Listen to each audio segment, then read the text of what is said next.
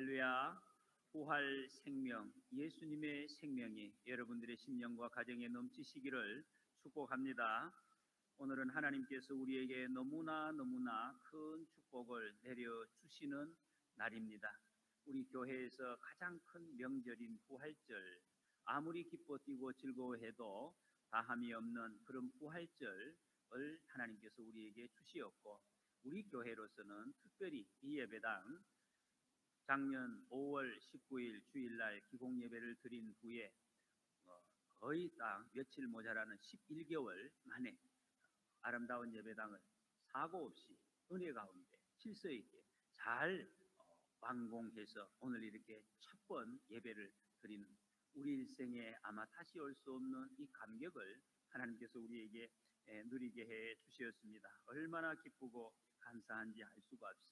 여러분들 마음속에도 아마 이걸 어떻게 표현할까, 이 기쁨을 어떻게 표현해야 될까, 그런 마음, 아마 오시면서 속으로 눈물을 흘리신 분들도 계실 것입니다. 너무 감사합니다. 정말 기쁜 날입니다. 정말 감사한 날입니다. 정말 즐거운 날입니다. 가만히 생각해 보면은 정말 이 꿈만 같다 하는 말이 정확한 표현인 것 같습니다. 어떤 모습으로 이렇게 아름다운 예배당이 지어질지 우리는 사실은 잘 상상하지 못했습니다. 그런데 이런 모습으로 우리 눈앞에 나타나 있습니다. 하나님께서 이렇게 해 주셨습니다. 많은 성도님들이 정말 고생, 수고 많이 하셨습니다. 물질로 뼈를 깎는 그런 헌물을 하나님 앞에 드리시고, 많은 또 몸으로 헌신하시고 정말 애를 많이 쓰셨습니다. 우리 온 장로님들 비롯해서 여러 우리 집사님, 권사님들, 또 앞장서 섬기시는 우리 건축 위원들, 정말 하나님 앞에 칭찬받아 마땅하고 우리 서로 사랑하고 격려해서 마땅한 그런 분들인 줄로 믿습니다. 우리 이 자리에서 정말 앞으로 우리 후손들이 길이 마당에서 뛰어놀고 예배하고 하나님께 예배드리는 것을 상상을 하면 이 얼마나 풍성하고 할 수 없는 정말 황홀감이 몰려오는 그런 오늘 이 하루입니다. 여러분, 이 모든 영광을 하나님께 올려드리고 우리 큰 박수로 하나님께 우리 영광의 박수를 돌리시겠습니다. 그리고 우리 건축위원장님과 건축위원들, 여러 앞장선 분들이 보이는 곳에서 보이지 않는 곳에서 애를 많이 쓰셨습니다. 우리 앞장선 분들을 위해서 함께 하나님 앞에 감사하고 격려하는 박수. 성도님들이 특별히 여러분 서로를 잘 모르시잖아요. 어떤 헌신, 하나님은 다 아십니다. 정말 힘들고 정말 어려운 가운데서도 하나님이 아시죠. 저도 다 모릅니다. 정말 할 수 없는 상황에서도 모든 물질을 끄집어내고 헌신과 사랑을 다 쏟아부어서 많은 헌물을 여러분들이 해주셔서 또 이 일이 여기까지 이렇게 진행이 되어 왔습니다. 하나님께서 여러분들의 그 모든 사랑, 정성을 다 기억하시고 정말 하나님 약속하신 대로 만배로 만복으로 갚아 주실 줄 믿습니다. 우리 서로를 격려하고 사랑합니다 하는 마음으로 박수로 하나님 앞에 올리겠습니다. 너무 감사합니다. 너무 감사. 모든 것이 하나님의 은혜입니다. 저는 아무리 생각해도 하나님 앞에 기적이다. 이것은 기적의 역사이고 기도의 역사이고 하나님 앞에 또 우리에게 작은 겨자씨만한 믿음을 주신 믿음의 역사인 줄 믿습니다.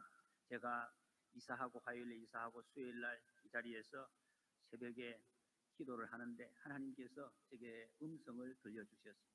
이런 표현은 제가 사실은 평소에 그래 한 적이 없잖아요. 지금까지 안 좋아합니다. 개인적인 어떤 그런 체험을 전체에게 이야기하는 것은 들려주셨어요. 하나님께서. 제가 기도를 하는데 주님께서 이 목사야 내 믿음이 크다. 죄송하지만 그런 말씀입니다.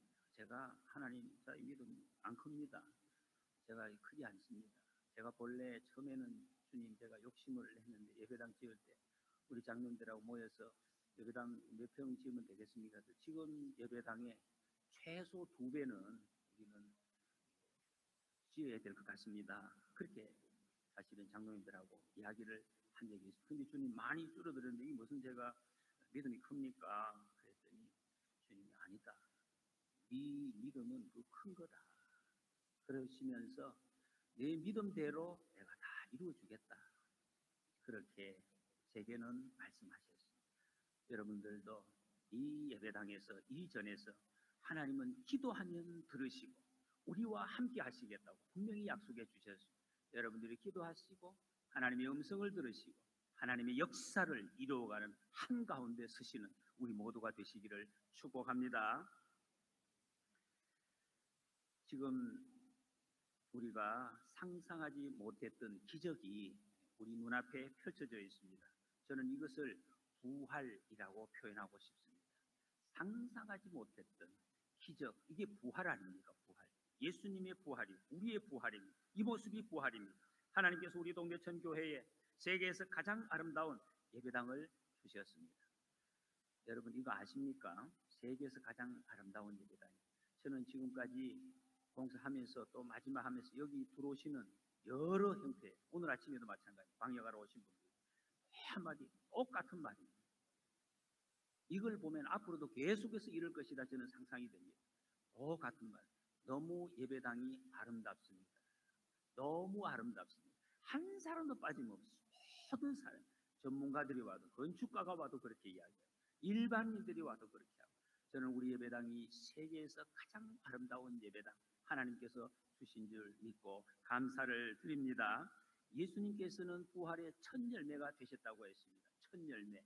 그래서 그 예수님을 따르는 사람, 그 부활의 주님을 믿는 사람들은 다 예수님처럼 부활하는 기적의 축복을 다 누리도록 하시겠다 하는 약속입니다. 하나님께서 우리 동대천 교회에 이 아름다운 예배당을 이렇게 세워주셨습니다. 이렇게 세우셨다는 것은 이 예배당을 통해서 하나님의 놀라우신 기적의 역사를 더 많이 앞으로 영원토록 주님 오시는 그날까지 이루어 가시는 그 약속을 우리에게 주신 줄 믿습니다. 앞으로 우리 예배당을 통해서 생명의 역사, 기적의 역사가 풍성하게 일어날 것입니다. 부활절은 예수님께서 죽음, 사람들이 가장 무서워하는 죽음을 정복한 날입니다. 지금 보이지 않는 작은 코로나19 바이러스, 눈에 거의 보이지 않습니다. 보이지 않는 바이러스가 온 세계를 정복하고 있습니다. 온 세상이 죽음의 공포에 떨게 하고 있습니다. 코로나19 바이러스, 여러분 요즘 우리 확진자, 평소에 전혀 쓰지 않던 단어가 우리를 얼마나 두렵게, 확진자. 우리 보령에는 확진자가 없습니다. 그래서 지금 상대적으로 우리는 조금 이렇게 위로를 받고 있습니다. 요즘 확진자라는 말이 너무 무서운 말이 됐습니다. 확진자가 되면은 모든 사회 사람들과 격리되게 됩니다. 일상에 하나님이 주신 모든 축복 전혀 의미가 없어지는 것입니다. 아무리 많은 계획도 여행 갈 것, 먹는 음식, 사람 만나고 어떤 모임 아무런 의미가 없습니다. 할 수도 없습니다. 단절됩니다. 그 확진자와 곁에 가는 것은 꼭 죽는 것처럼 대합니다. 그런데 우리 예수님은 생명 바이러스로 죽음을 정복하셨습니다. 온 세상을 벌벌 떨게 하는 죽음, 그 죽음을 몰고 오는 원인, 죄 바이러스를 예수님의 십자가 보혈의 백신으로 완전히 완벽하게 정복하셨습니다. 이것이 예수님의 십자가이고 이 부활의 능력입니다. 요한일서 5장 12절에 아들이 있는 자에게는 생명이 있고 하나님의 아들이 없는 자에게는 생명이 없느니라 말씀했습니다. 부활의 주님을 믿는 우리는 생명 바이러스의 증상, 생명 바이러스 증상이 확실하게 나타난 확진자가 되었습니다. 우리에게는 생명 바이러스가 우리 속에 지금 있는 줄 믿습니다. 부활 생명의 확진자, 그리고 주님이 말씀하십니다. 너희는 온 천하에 다니며 만민에게 복음을 전파하라. 여러분은 지금 무엇에 전념되어 있습니까? 무엇이 여러분들의 마음을 끌고 가고 움직여가고 약하게 하고 강하게 하고 있습니까? 그리고 무엇을 다른 사람들에게 전념시키고 있습니까? 부활하신 주님은 우리를 생명 바이러스를 전념시키는 확진자로 살라고 명령하셨습니다. 할렐루야. 이 시간 첫 번 부활절을 경험한 마리아를 통해서 주시는 주님의 말씀으로 함께 은혜를 나누려고 합니다. 여러분, 우리는 예수님이 다시 사신 것을 이미 알고 있습니다. 말씀을 들었고 성경을 읽어서 알고 있습니다. 그래서 우리가 세상을 살아갈 때 조금 어려운 일이 있어도 힘든 일이 있어도 이 부활의 주님이 계시는구나 그 정도 생각하고 있습니다. 그래서 조금씩 이겨 내고 있습니다. 그리고 처음 부활을 경험했던 그 제자들보다는 조금 나은 모습으로 살아가고 있는지도 모르겠습니다. 근데 그 예수님의 제자들은 예수님의 부활이 곧 가까워 왔다는 것, 이것을 들었습니다. 미리 여러 번 들었지만 그러나 그것을 이해하지를 못했습니다. 예수님 돌아가셨을 때 그래서 그 순간 제자들도 함께 죽은 거예요. 육신의 생명이 끝나지 않았지만은 이들의 실제적인 삶이 죽었어요. 살아갈 힘이 없어졌다는 것입니다. 삶이 끝났습니다. 사실 그럴 수밖에 없었습니다. 예수님의 제자들이 적어도 3년 동안 자기의 삶의 모든 것을 버렸습니다. 생업, 관계 다 버리고 예수님을 따랐습니다. 예수님께서 메시아, 이 세상을 구원할 메시아인 것을 믿었기 때문에 전부 다 버렸던 것입니다. 그런데 예수님이 어느 날 갑자기 돌아가셨어요. 십자가에 못 박혀서 처형되십니다. 여러분, 모든 것을 버리고 따랐는데 올인 했는데 순식간에 사라졌을 때 그때 오는 그 낭패감, 실망감, 어떻게 말할 수가 있겠습니까? 절망감이 정말 하늘이 무너지는 그런 느낌이었을 것입니다. 그때 이 제자들에게 있던 믿음, 작은 믿음이 다 없어졌습니다. 하나도 없어졌습니다. 믿을 이유도 없고 근거가 없어진 것입니다. 예수님 믿기 전에 이전의 삶으로 다 돌아갔습니다. 집으로 가고 자기 직장으로 돌아가고 자기 동네로 다 돌아갔습니다. 사실 제자들은 부활에 대한 확신이 없었던 것이 아니에요. 예수님 부활하시기 전에 예수님 부활하실 거라 확신도 있었어요. 베드로가 마태복음 16장에 주는 그리스도시요 살아계신 하나님의 아들이십니다. 하나님의 아들이시니까 생명으로 부활할 것을 믿었다는 것입니다. 요한복음 6장에도 우리가 주는 하나님의 거룩하신 자인 줄 믿고 알아싸움나이다, 그런 고백까지 했습니다. 그런데 예수님의 십자가 죽으시는 이 사건 때문에 자기들의 믿음이 과거되었습니다. 옛날에 나도 믿었다. 여러분 전도하다 보면 이렇게 말씀하시는 분 가끔 만납니다. 나 옛날에 교회 열심히 다녔다고, 옛날에 믿었다고, 한 번 믿었던 적이 있었는데 이제는 그 믿음이 다 사그러졌습니다. 그 대표적인 예가 도마입니다. 여러분, 도마는 예수님의 제자, 아주 냉철한 사람, 인간적으로는 굉장히 똑똑하고 상당히 이렇게 고상하게 보이는 이런 사람, 모든 행동에서 함부로 행동하지 않습니다. 베다니에 나사로가 죽었을 때의 소식을 듣고 예수님이 나사렛 집으로 가신다 했을 때에 이렇게 이야기합니다. 우리도 주와 함께 죽으러 가자. 이 말은 나의 목숨을 내놓고도 예수님과 함께 따라가겠다 하는 충성심을 나타내 보인 것입니다. 그런데 그 이후에 예수님께서 다락방에서 이제 미리 이제 예고를 하실 때 내가 어디로 가는지 그 길을 너희가 아느니라 이렇게 말씀하시고, 도마가 예수님의 말씀에 대고 지금 반박을 합니다. 그 자리에서 주여, 주께서 어디로 가시는지 우리가 알지 못하겠거늘 그 길을 어찌 알겠사옵나이까. 예수님 말씀이 무슨 말씀인지 모르겠습니다. 예수님이 어디로 가려고 하는지 나 모릅니다. 그런데 어떻게 우리가 따라갑니까? 이렇게 이야기했습니다. 여러분, 도마가 믿음이 없었던 것은 아니죠. 믿음이 없었으면 어떻게 예수님 따라왔겠습니까? 그런데 아주 냉정한 냉철한 믿음이었습니다. 내가 확인을 해야 돼. 내 머리로 확인되지 않는 것은 못 믿겠다. 이런 지금 생각을 가지고 있었습니다. 20절에 보면 내가 그의 손에 못자국을 보며 내 손가락을 그 못자국에 넣으며 내 손을 그 옆구리에 넣어보지 않고는 믿지 아니하겠노라. 여러분, 이때 이 도마의 마음 어떤 마음이겠습니까? 예수님 눈으로 보기만 하면 믿겠다, 그런 마음일까요? 그런 것이 아닙니다. 여러분, 한번 생각해 보세요. 내가 누누이 말하지 않았느냐? 예수님 저 바리새인들, 유대인의 장로들, 그들이 울거리는 속으로 들어가면 반드시 잡혀서 죽을 것이라고 하지 말았어야 할 것을 예수님이 깠기 때문에 예수님이 죽으셨다, 이런 일을 당했다, 맞지? 지금 이런 말입니다. 이는 도마에 대해서 별명을 의심 많은 도마 이렇게 부릅니다. 의심 많은 도마. 여러분, 도마가 의심 많은 도마입니까? 그런 것이 아니에요. 도마는 불신자 도마. 의심이 아니에요. 전혀 믿지도 않았어요, 예수님. 알렉산더 맥클라렌이라는 분은 도마에 대해서 이렇게 썼습니다. 그는 불신에 집착하고 있다. 보면 믿겠다는 말은 보지 않는 한 절대로 믿지 않겠다는 불신에 집착하고 있는 것이다. 여러분 이 말을 잘 보세요. 내가 보여주면 내 눈으로 보면 믿겠다 이 말은 보여주면 믿겠다는 말이 아니에요. 그런 일이 있을 수도 없다.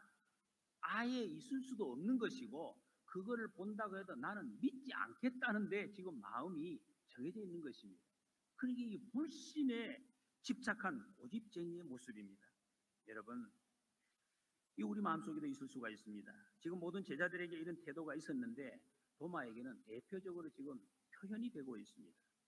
예수님께서 운명하시자 제자들 마음속에 사그러진 것, 믿음이 사그러졌습니다. 믿음뿐만 아닙니다. 소망도 사라졌습니다. 한때 예수님의 제자들은 전부 다 메시아가 오셔서 메시아 왕국을 장차 건설할 때가 있는데 온전히 하나님 다스리시는 때가 올 것이고 그때에 우리들 예수님의 제자들이 전부 그 자리에서 한 자리씩 차지할 것이다. 이렇게 소망을 가지고 있었습니다. 그런데 이 모든 것이 예수님의 십자가 사건과 함께 쓰나미처럼 다 휩쓸려 가버렸습니다. 누가복음 24장에 보면 엠마오로 가는 제자들 그 고백에서 잘 나타나고 있습니다. 이 두 제자도 메시아가 오시기를 고대하고 있었습니다. 어느 날 예수님이 오셨습니다. 그 예수님이 메시아이신 줄로 믿었습니다. 믿었기 때문에 예수님을 따라다녔습니다. 그런데 며칠 전에 갑자기 상상 못할 일이 일어났습니다. 메시아는 다른 사람들을 다 이기고 이긴 자가 되었어요. 정복을 해야 되는데 잡혀서 죽어버리고 말았어요. 세상에 이걸 어떻게 해석할 길이 없는 것입니다. 소망 사그러졌습니다. 믿음 사그러졌습니다. 얼마나 좌절하고 낙심했던지. 여러분 우리가 좌절이 크면은 정말 눈에 보이는 것이 없습니다. 이런 경험 아마 몇 번이나 해보셨을 것입니다. 눈을 뜨고 있는데 안 보여요. 이 엠마오로 가는 제자들 그 길 옆에 예수님이 찾아오셨습니다. 나타났습니다. 예수님인 줄 알아보지를 못한 것. 이만큼 이 마음이 낙심되어 있었습니다. 어두워져 있었습니다. 주님이 묻습니다. 왜 그렇게 설패하느냐 물었습니다. 그때에 이들이 이렇게 대답을 합니다. 당신이 최근에 예루살렘에 체류하면서 거기서 된 일을 알지 못하느냐. 나사렛 예수의 일이다. 그가 지금 십자가에 못 박아서 죽었다. 그러면서 우리는 이 사람이 이스라엘을 속량할 자라고 바란노라 이렇게 이야기합니다. 속량. 여러분 속량이라는 이 단어는 지금도 여러분 세상 사람들은 쓰지 않는 단어입니다. 이게 무슨 뜻입니까? 예수님에게만 해당되는 데 예수 그리스도께서 십자가에 못 박혀서 죽으심으로 인간의 모든 죄, 어떤 죄든지 깨끗하게 용서함 받는다 하는 뜻이 속량입니다. 이런 뜻으로 받았다는 것입니다. 세상의 모든 죄로부터 우리를 건져냈다 하는 뜻입니다. 그런데 이 속량이라는 의미를 이 제자들이 지금 생각하던 것과는 달랐습니다. 이들은 정치적인, 사회적인 속량으로 생각을 했습니다. 세상에서 내가 좀 지금 상황이 안 좋은데 이것을 좀 바꾸어주고 또 정치적으로 이 지금 정치가 너무 마음에 안 드는데 이걸 확 뒤집어 엎어서 내가 원하는 이런 어떤 정치 형태로 바꾸어줄 그 메시아 이것을 자기들이 바랐다는 것입니다. 그러니까 예수님이 죽자 결국에는 이루어진 것이 아무것도 없이 됐습니다. 그날이 오지 않으니까 낙심한 것이죠. 믿음도 사라졌습니다. 다 사그러져, 소망 다 사그러졌습니다. 어떻게 합니까? 다 사그러집니다. 그런데 여러분, 믿음도 소망도 사그러졌는데 아직도 사그러지지 않는 것, 이 한 가지가 있었습니다. 그것이 무엇인가? 사랑이었습니다. 사랑. 절망과 슬픔 가운데서도 아직도 이들의 마음속에 남아있는 것이 있었는데 사랑. 그 대표적인 예가 바로 오늘 본문의 막달라 마리아입니다. 막달라 마리아에 대해 성경에 길게 설명은 없습니다. 마가복음에 보면 7 귀신이 들렸다고 회복된 사람. 귀신 들리면 사람의 삶이 사실상 끝이 나는 것인데 거기서 회복이 된 것이 엄청난 기적을 경험했습니다. 그리고 예수님의 발에 향유를 부었던 여자로 말씀을 하고 있습니다. 여튼 분명한 것은 예수님께서 이 여인의 아주 심각한 상태에서 구원을 해주셨다. 그 구원을 받은 이 여인이 예수님을 너무너무 사랑했다 하는 사실입니다. 누가복음 7장에 보면은 사함을 받은 일이 적은 자는 적게 사랑하느니라. 여기 속량, 죄 용서함을 받은 것하고 사랑하고 이렇게 결부를 시키고 있습니다. 사랑. 사랑이 많으냐 적으냐. 마리아는 예수님의 사역 초기에 자기의 모든 소유로 예수님과 제자들을 섬겼습니다. 예수님 몸에 향유를 갖다 부었습니다. 예수님 죽으신 다음에는 새벽에 무덤에 찾아왔어요. 거기에 또 이제 마지막 의식을 하려고 했습니다. 어떻게 이런 일을 할 수 있었겠습니까? 여러분, 일이 보통 일입니다. 사랑입니다. 예수님 사랑했기 때문에. 사랑밖에는 설명할 길이 없습니다. 그 사랑 때문에 죽은 사람의 시신을 찾는 거예요. 여러분, 죽은 시신을 누가 찾아다닙니까? 무엇 하려고? 사랑하면 찾아다닙니다. 죽은 사람의 시신을 끝까지 찾는 사람, 사랑하는 사람입니다. 우리 여러분 물에 이렇게 빠진다든지 실종됐을 때 그 사랑하는 사람이 끝까지 찾아다니는, 아무리 오래돼도 찾아가는 사랑하는 사람이 찾아다니는, 지금 마리아가 그러고 있습니다. 그리고 무덤 가까이, 무덤에 가기가 사람들이 다 무서워요. 옛날에도 지금도. 그런데 무덤 가까이에 계속해서 거기서 서성거리고 있습니다. 지금. 마리아는 주님이 골고다에서 십자가 처형 당하실 때 거기 있었어요. 예수님이 재판을 받을 때에도 군중들이 막 소리를 치고 욕을 할 때도 칼보리로 가면서 쓰러지는 그 장면, 그리고 또 십자가상에서 예수님이 막 처절하게 절규하시는 그 모습. 여러분, 사랑하는 사람이 채찍이 맞고 고통당하는 그 모습을 옆에서 보면 어떻게 되겠습니까? 마음이 정상일 수가 없습니다. 온전할 수가 없습니다. 아무리 강심장이라도 이게 어느 정도 시간이 지나면은 사람이 기력이 빠집니다. 두 다리에 힘이 빠지고 주저앉아서 정신을 잃고 마는 것이 일반적인 정상입니다. 이런 처참한 장면을 견뎌낼 수 있는 비위가, 근데 이런 마리아는 끝까지 그 자리를 지켰습니다. 지금 그 무덤에까지. 왜? 어떻게? 무엇 때문에? 이게 사랑입니다. 사랑하면 끝까지 갑니다. 사랑하지 않으면 가는 데까지 가죠. 내가 갈 수 있는 데까지, 내가 할 수 있는 데까지. 근데 사랑하면 그 선을 넘습니다.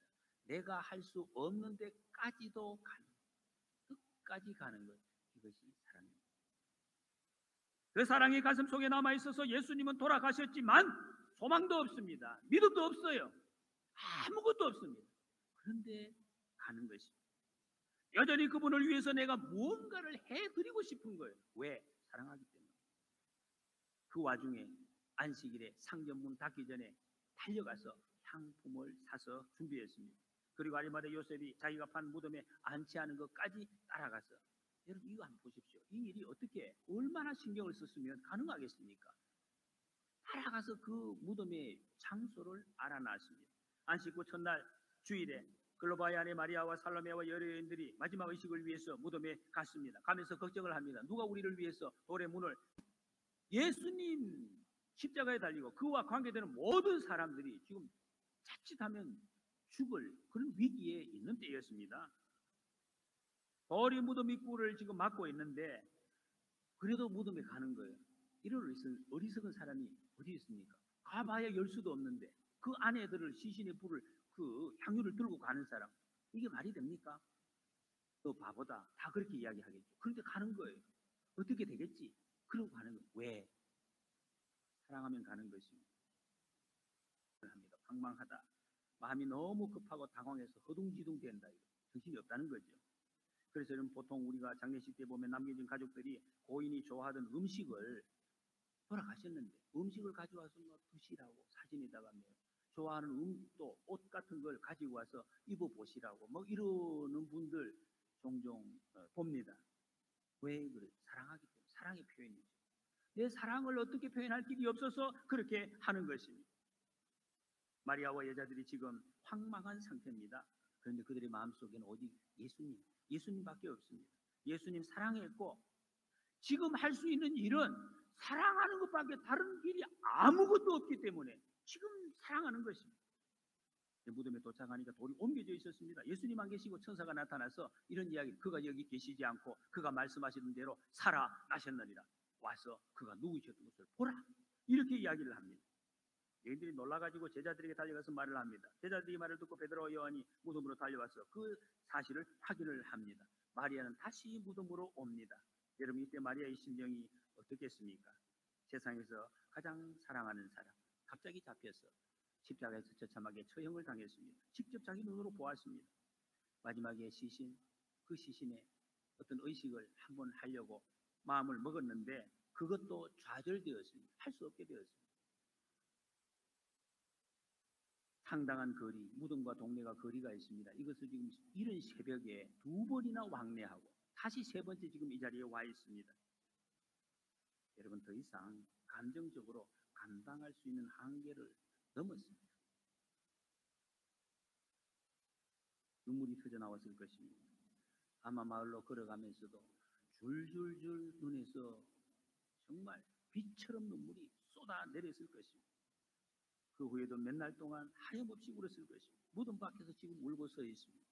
이때에 천사가 말합니다. 여자여, 어찌하여 우느냐? 이르되 사람들이 내 주님을 옮기다가 어디 두었는지 내가 알지 못함이니이다 했습니다. 지금 마리아가 여러분 어떤 모습으로 보입니까? 옆에 있던 다른 여인들 천사를 보고도 놀라지 않습니다. 그 여인들은 천사를 보고 깜짝 놀라는데 지금 마리아는 그 놀랄 틈도 없습니다. 자기가 보고 있는 것이 천사라는 것을 몰랐다는 것입니다. 사람이 황망하면 그럴 수 있습니다.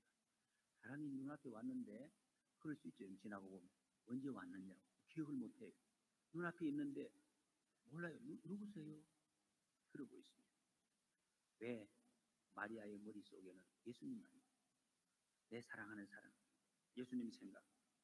그런데 그 마음속에 여전히 믿음 없습니다. 믿음은 사라졌습니다. 소망도 사라졌습니다. 그런데 예수님 사랑이 남아있습니다. 여러분, 사랑은 영원한 것입니다. 사랑만이 남는 것입니다. 마리아는 예수님을 사랑했습니다. 예수님이 시체가 없어진 지금 무덤도 천사도 관심 없습니다. 이때 마리아 옆에서 서 계신 예수님을 봅니다. 예수께서 여자여 어찌하여 울며 누구를 찾느냐? 예수님의 분명히 예수님의 음성입니다. 그런데 마리아는 알아보지를 못했습니다. 동산직이라고 생각해서 이렇게 말합니다. 주여, 당신이 옮겼거든 어디 두었는지 내게 이르소서. 그리하면 내가 가져가리이다. 여러분, 이 표현 보세요. 내가 가져가리이다. 알려주면 내가 가서 예수님 시신 가지고 오겠습니다. 둘러엎고. 말 됩니까? 계속 마리아는 지금 말이 되지 않는 말을 하고 있습니다. 남자 장정의 시신을, 여러분, 사람이 시체가 더 무거운데 그것을 자기가 거기다가 지금 바로 이틀 전에 아리마대 요셉과 니고데모가 그 침향을 100근을 거기 갖다 부었습니다. 그렇게 무거운 시신을 내가 가져가겠다고. 말이 안 됩니다. 마리아는 계속해서 지금 예수님의 시신만 생각하고 있습니다. 적어도 한 3일 정도는 마리아가 아마 잠도 못 잤을 것입니다. 새벽에 무덤 사이 성읍을 2번 왕복하고 지금 이렇게 3번째 와 있는데 이걸 어떻게 지금 가져가겠다는 말인가? 그런데 마리아는 이런 상황을 고려하지 않습니다. 사랑하면 고려 안 합니다. 여러분, 사랑하는데 어떻게 고려합니까? 그런 사람이 사랑합니다.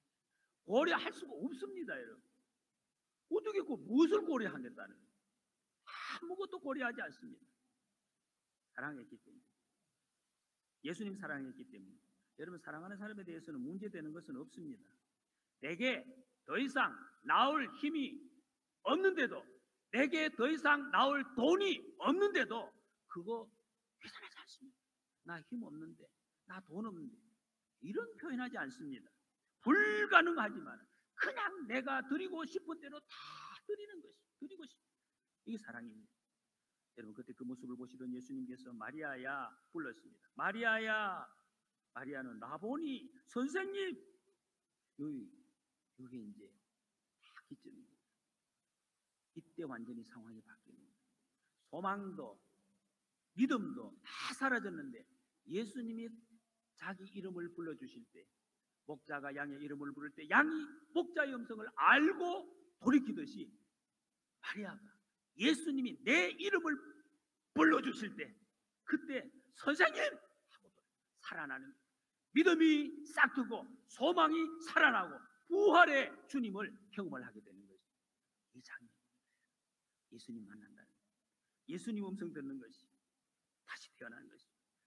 믿음의 심장이 멈췄는데 다시 박동이 튀기 시작합니다. 소망이 말라버렸는데 봄비처럼 다시 내리고 다 살아나기 시작합니다. 여러분, 우리 중에 예수님을 아직도 마음에 다 믿지 못하시, 온전히 믿지 못하시는 분들이 계시면 우리가 시작할 것은 사랑입니다. 사랑.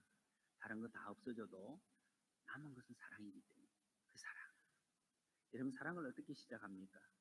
그분이 나를 사랑하신다는 요 사실부터 알아야 됩니다. 나는 사랑할 수 없지만 예수님이 나를 사랑하고 계십니다. 여러분, 이 사랑을 한번 생각해 보셔야 돼요. 거래가 아닙니다. 사람은 말해보고 비추어보고 내가 사랑할 것 같으면 가까이 하고, 예수님 그렇지 않습니다. 모든 사랑, 어떤 모습, 어떤 죄를 지었든지 어떤 상황이었든지 다 받아들이고 다 이해하고 다 안아주시는 그 예수님의 사랑. 예수님이 이렇게 그 사랑의 증거가 죽음으로 나타났습니다. 죽었어요. 예수님께서 나를 위해서 죽어 주셨습니다. 로마서 5장에서 우리가 아직 죄인 되었을 때에 아직 죄인입니다. 그리스도께서 우리를 위하여 죽으심으로 하나님께서 우리에 대한 자기의 사랑을 확정하셨느니라 그랬습니다. 여러분, 주님 그래도 사랑하시기 힘드십니까? 나 어떻게 사랑하는가? 그러면 마리아처럼 주님의 죽으심을 생각해 보시기 바랍니다. 왜 죽으셨나? 예수님이 왜 오셔서 죽으셨나? 왜 십자가에 죽으셨을까? 그러면 예수님의 포근한 음성을 반드시 듣게 될 것입니다. 마리아에게 하셨던 것처럼 마리아야, 마리아야 불러주셨습니다. 규정아, 누구누구야, 반드시 우리 주님은 불러주십니다. 주님의 음성을 듣게, 그때 주님의 음성을 들으면 우리는 선생님, 주님하고 대답하게 됩니다. 여러분, 그때 우리 마음속에 믿음이 살아나고 소망이 살아나게 될 것입니다. 우리 중에 대부분은 이미 예수님 믿습니다. 사랑합니다. 그런데 우리의 삶에 비극이 생기고 힘든 일이 생겨서 때때로 그래서 우리의 믿음을 막 흔들고 소란하게 할 때가 있습니다. 진짜인지 의심하게 되는 그럴 때가 있을 수 있습니다. 여러분, 그러나 아무리 그럴 때라도 이 사실을 꼭 기억하시기 바랍니다. 내 곁에 서 계신, 모든 것을 받아주시려고, 다 씻어주시려고 손을 벌리고 내 곁에 서 계시는 예수님, 부활의 주님을 꼭 기억하시기를 소원합니다. 그리고 나를 절대로 포기하지 않으시는 주님, 절대로 절망하지 않으시는 그리스도의 사랑, 그 사랑이 다시 내 속에서 피어날 수 있도록 마음을 활짝 여시기 바랍니다. 부활의 주님께로 마리아처럼 몸을 돌리시기 바랍니다. 지금 어디로 여러분 몸을 향하고 있습니까?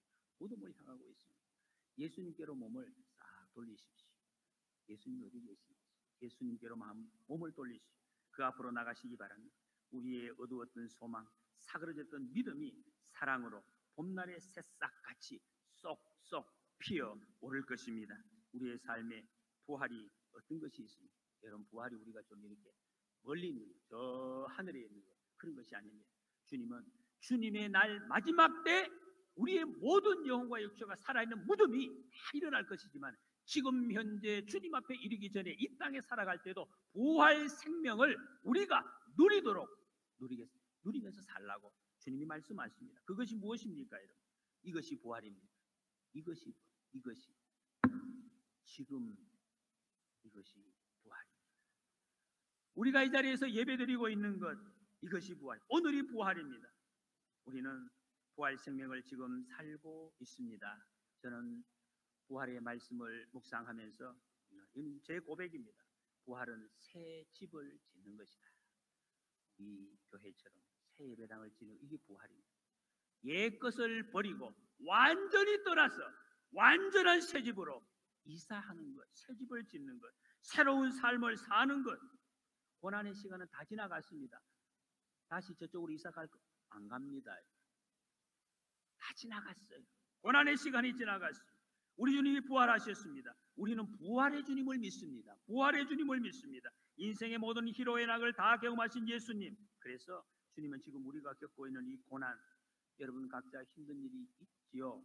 여러분, 이것들 이것이 어떻게 결말이 날 것인지 주님 다 알고 계십니다. 우리 주님은 훤하게 알고 계십니다. 부활은 인생의 근심 걱정 다 사그러지게 합니다. 주님께서 다 해결하시고 가져가셨기 때문입니다. 여러분은 기적을 믿으십니까?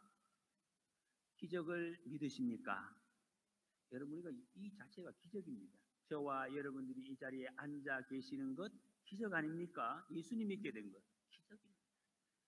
그러고 보면 예수님 믿는 모든 사람의 삶의 일거수일투족, 작은 것 큰 것 전부 다가 기적인 것입니다. 우리가 할 수 있는 것이 아니에요. 하나님이 이루어 가신 놀라운 기적의 역사가 이미 시작하신 하나님께서 앞으로도 우리의 삶의 계속해서 순간순간 이루어 가실 줄 믿습니다. 사람이 계산할 수 없는 일이 일어나는 그것이 기적입니다.